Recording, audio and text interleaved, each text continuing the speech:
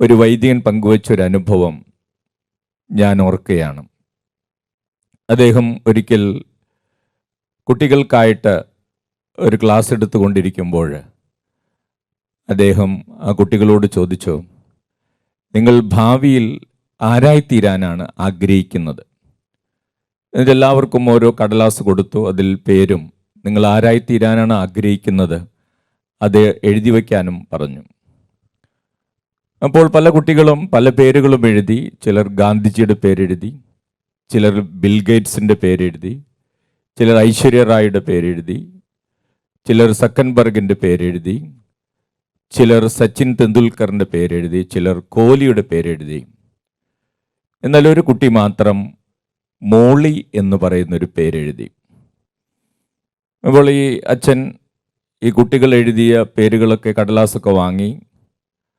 അതിനുശേഷം അച്ഛനത് വായിച്ചു നോക്കിയപ്പോൾ അച്ഛൻ അതിശയിച്ച കാര്യം, ഈ മോളി ആരാണ്? ഓരോരുത്തരും ആയിത്തീരാൻ ആഗ്രഹിക്കുന്ന വ്യക്തികളുടെ പേരാണ് കുറിച്ചു വച്ചിരിക്കുന്നത്. അപ്പോൾ ആരാണ് ഈ മോളി ആയിത്തീരാൻ ആഗ്രഹിക്കുന്നത്? ആദ്യമേ തന്നെ അച്ഛൻ ഈ മോളി ആരാണെന്ന് അറിയണം. അപ്പോൾ അങ്ങനെ അച്ഛൻ ആ പേരിൻ്റെ ഉടമസ്ഥനെ കണ്ടെത്തി ആ കുട്ടിയോട് ചോദിച്ചു, മോനെ, ആരാണ് ഈ മോളി? മോൻ എന്തുകൊണ്ടാണ് മോളിയാകാൻ ആഗ്രഹിക്കുന്നത്?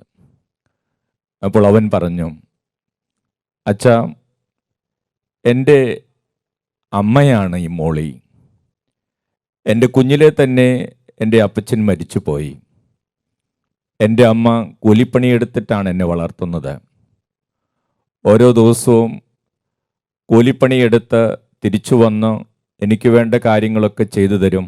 ഒരു കുറവുമില്ലാതെ സ്നേഹിച്ച് എന്നെ വളർത്തി വലുതാക്കി കൊണ്ടു നടക്കുന്നത് എൻ്റെ അമ്മയാണ്. എൻ്റെ അമ്മ മോളിയാണ്. ആ അമ്മയെപ്പോലെ ആകാനാണ് ഞാൻ ആഗ്രഹിക്കുന്നത്.